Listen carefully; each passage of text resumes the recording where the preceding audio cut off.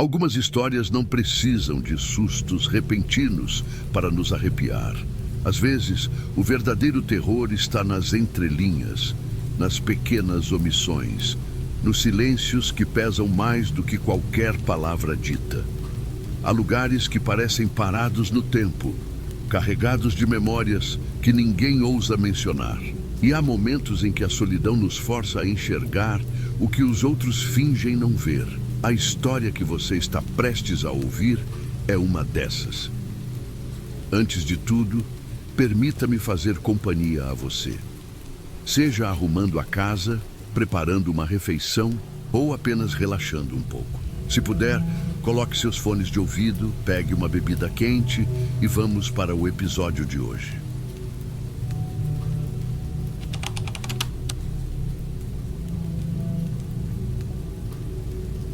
Meu nome é Camila.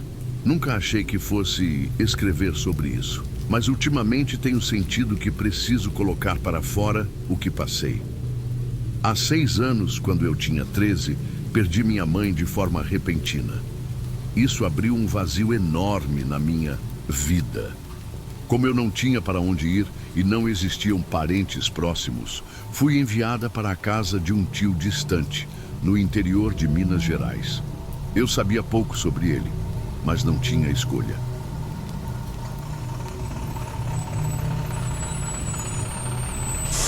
Desci de um ônibus velho que parou no meio de uma estrada de terra. Segurei minha mala e olhei ao redor. O lugar era isolado. A casa ficava longe e a cada passo um aperto crescia no meu peito. A casa era grande, mas parecia esquecida pelo tempo. Rachaduras nas paredes, janelas pequenas que quase não deixavam a luz entrar. Quando pisei na varanda, senti um frio na barriga, como se alguma coisa me alertasse para ter cuidado. Bati na porta. Ela abriu com um rangido alto. Meu tio estava lá me esperando. Não perguntou sobre a viagem, não me ofereceu um copo d'água. Apenas disse seco: "Entra logo." Dentro da casa, um cheiro forte de mofo, um ar pesado. Os móveis eram antigos, quase todos de madeira escura, como se a casa tivesse parado no tempo. Vi um relógio de pêndulo que não funcionava. E tive a sensação estranha de que nada ali andava. Minha tia Neuza estava sentada numa poltrona velha. Tentei falar com ela, mas tudo que ouvi foi um oi tão baixo que nem sei se realmente saiu de sua boca. Meus primos me observavam da cozinha como se eu fosse uma intrusa. Eu tentei me convencer de que com o tempo eles me aceitariam, mas algo dentro de mim sabia que não seria assim. Meu tio me levou para o sótão. Subi uma escada de madeira estreita, segurando minha mala. O cheiro de poeira se misturava com umidade. A lâmpada piscava. O lugar era pequeno, cheio de caixas empilhadas, móveis quebrados e teias de aranha. No canto, um colchão velho e um cobertor fino. Foi ali que ele me mandou dormir. Naquela primeira noite, não consegui dormir. O vento passava por alguma fresta, produzindo um som que parecia um lamento. E então, ouvi passos lá embaixo, mas não sabia se eram reais ou coisa da minha cabeça. Nos dias seguintes, fui tratada como um estorvo. Me faziam trabalhar o dia inteiro. Meu tio me vigiava de longe, como se estivesse apenas esperando que eu cometesse um erro. Até que uma noite, mexendo em caixas velhas no sótão, encontrei algo. Um caderno infantil com o nome Clarice escrito na capa. Meu coração disparou. Eu já tinha sonhado com esse nome. As anotações eram confusas. Falavam de barulhos na casa, de medo, de presenças que ninguém via. Parecia que aquela menina também tinha sido obrigada a dormir ali, contra a vontade. Fui procurar mais sobre ela e encontrei um recorte de jornal. Amarelado, Clarice Fernandes de Souza. Encontrada sem vida em circunstâncias misteriosas. Caso nunca solucionado. Minha mente deu um estalo. Aquela casa guardava um segredo. E pelo jeito, minha família fazia parte dele. Na noite seguinte, meu tio apareceu no sótão furioso. Me sacudiu pelo braço, gritou que eu não devia ter mexido onde não devia. Disse que agora eu sabia demais e me trancou ali dentro. Passei a noite inteira ouvindo sussurros, sentindo presenças, até que tomei uma decisão. Eu não ia terminar como Clarice. Usei as caixas para subir até a janela do sótão. Forcei, empurrei, me arranhei em pregos e farpas, mas consegui escapar. Corri pela estrada de terra chorando até encontrar uma casa simples. Um casal de idosos me acolheu. Contaram minha história à polícia. Nunca soube o que aconteceu com meu tio e minha família depois disso. Mas até hoje, nos meus sonhos, vejo Clarice me chamando e ainda ouço no escuro da noite aquele sussurro fraco. Ajude-me.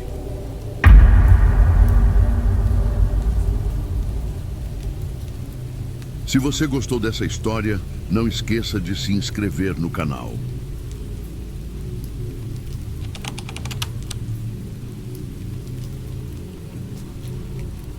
Oi pessoal do Contos de Arrepiar. Meu nome é Ricardo, tenho 27 anos e estou escrevendo porque sinto que preciso tirar um grande peso das minhas costas. Eu e minha esposa, Larissa, vivemos em Santos, no estado de São Paulo, desde que casamos, há cerca de 2 anos. Sempre acompanhei relatos de pessoas que passaram por situações estranhas, mas nunca pensei que viveria algo parecido. Só que nos últimos meses, nossa vida virou um verdadeiro pesadelo. Não foi algo súbito. Os sinais foram se acumulando até que tudo saiu do controle. Em abril, quando percebi que as coisas estavam ficando sombrias, comecei a anotar cada evento na esperança de encontrar alguma lógica. Agora, compartilhar essa história pode ser minha única forma de lidar com o trauma e talvez alertar outras pessoas. Eu e Larissa sempre sonhamos em abrir nosso próprio negócio.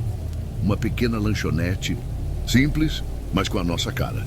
Meu trabalho como auxiliar administrativo e o dela como cabeleireira mal cobriam as despesas do mês, mas vínhamos guardando dinheiro com muito esforço. Acreditávamos que contaríamos com o apoio da família, principalmente dos mais próximos. Foi aí que entrou o Felipe, meu primo de 2º grau. Ele parecia um cara legal, embora sempre um pouco ambicioso demais. Começou a falar em parceria, prometendo ajuda com contatos e até um pequeno investimento. No início, ficamos animados. Hoje, daria tudo para não ter aceitado nada. Já estávamos prestes a fechar o contrato de aluguel de um ponto quando o proprietário recuou de repente, alegando ter ouvido coisas estranhas sobre nós. Fiquei confuso, pois sempre fomos vistos como pessoas corretas. Logo depois, começaram a surgir boatos de que Larissa não era confiável profissionalmente e que eu estaria atolado em dívidas.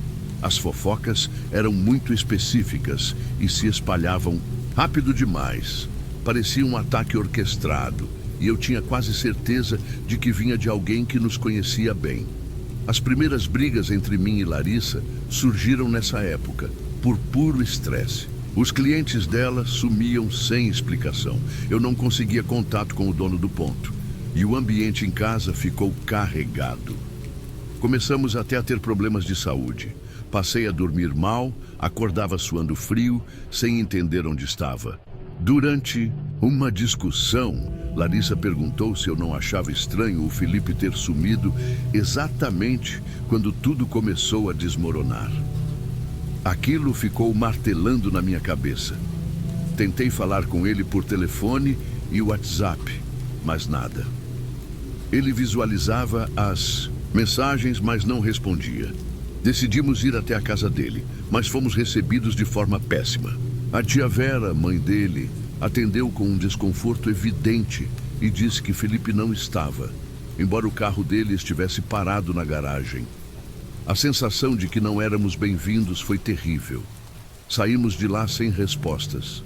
E Larissa teve sua primeira crise violenta de enxaqueca, algo que nunca havia acontecido antes. A situação piorou quando descobrimos que outro primo, amigo próximo de Felipe, também espalhava histórias ainda piores sobre nós. Diziam que aplicamos um golpe para juntar dinheiro e que devíamos para agiotas. Era absurdo, mas as pessoas acreditavam. Larissa começou a ter fraqueza, desmaios repentinos no salão, e os clientes se afastaram. A sensação de que uma nuvem negra nos rondava ficou insuportável. Foi aí que começamos a pensar em inveja, olho gordo e até maldição. Apesar de ser cético, aceitei a sugestão de Larissa de visitar uma benzedeira. A mulher nos recebeu e pediu que sentássemos. Disse que sentia uma energia pesada sobre nós e alertou para termos cuidado com pessoas de sorrisos fáceis. Aquilo me deixou pensativo. Comecei a relembrar cada conversa que tive com Felipe, tentando identificar algo suspeito. Larissa, por sua vez, passou a ter pesadelos frequentes com uma figura encapuzada dentro de casa. Um amigo nosso, Daniel, nos avisou que Felipe dizia por aí que eu era perigoso e que estava envolvido com gente errada. Perguntou se havia algum fundo de verdade. Senti indignação e desespero. Pedi que ele desmentisse, mas percebi que até ele hesitava, como se tivesse medo de se envolver. O ápice aconteceu quando, certa manhã, encontrei um embrulho esquisito na caixa de correio, sem remetente. Dentro havia um pano preto enrolando uma boneca de barro rachada, com um cheiro forte de queimado ou podre. Senti um arrepio. Quando mostrei para Larissa, ela teve ânsia de vômito na hora.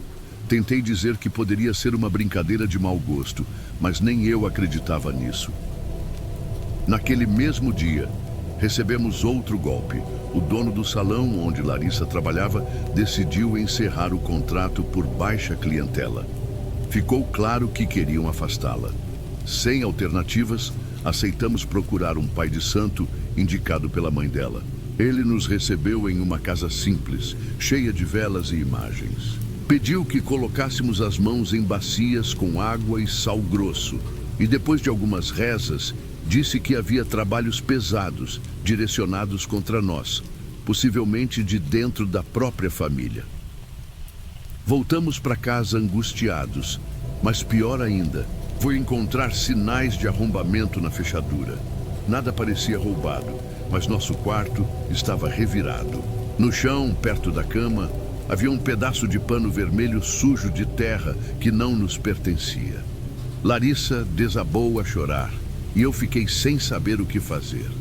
Liguei para a polícia e fiz um boletim de ocorrência, mas sem provas concretas.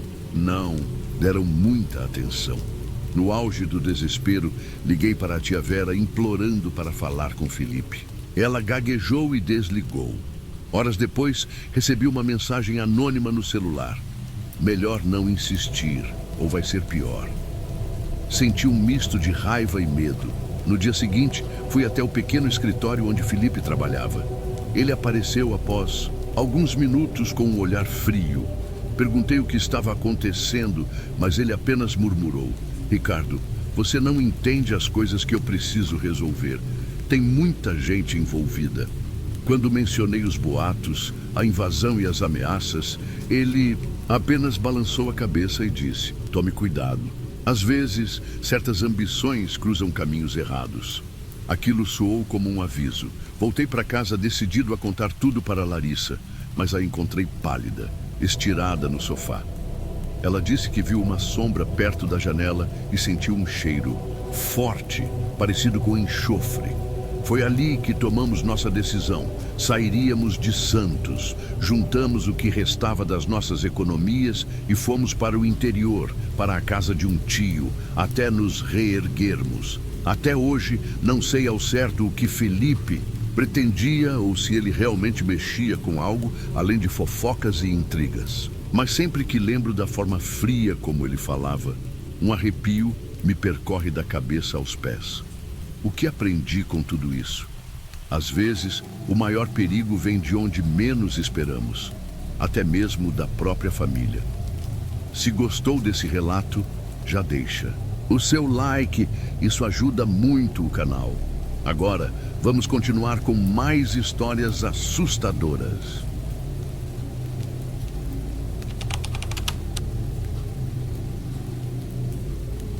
Boa noite. Contos de arrepiar. Eu nunca fui de contar meus causos, mas o que aconteceu comigo ainda não saiu da minha cabeça, e achei que seria bom dividir isso com alguém. Moro no interior do Maranhão, numa comunidade pequena, e sempre trabalhei na roça. Uns 2 meses atrás, passei por uma situação que me deixou arrepiado até hoje. Não que eu fosse muito de acreditar nessas histórias de assombração, mas também não conseguia ignorar os relatos de gente sumindo naquele brejo maldito. O pior é que, mesmo sabendo de tudo, resolvi arriscar por pura teimosia. Estava com pressa de chegar em casa depois de um dia puxado no roçado e achei que cortar caminho não teria problema. Agora me arrependo de cada passo que dei naquele lugar.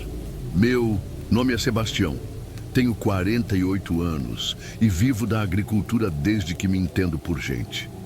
A rotina de acordar antes do sol nascer e voltar só quando o escuro já tomou conta do mato nunca me incomodou.